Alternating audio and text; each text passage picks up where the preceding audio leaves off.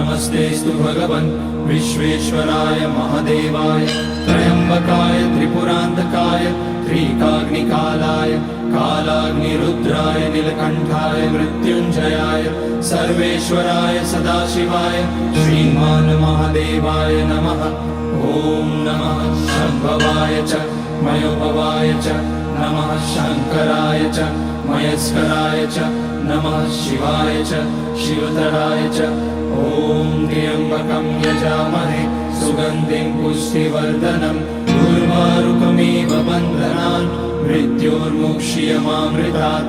नागेन्द्रहाराय त्रिलोचनाय भस्माकराय महेश्वराय नित्याय शुद्धाय दिगम्बराय तस्मै नकाराय नमः शिवाय।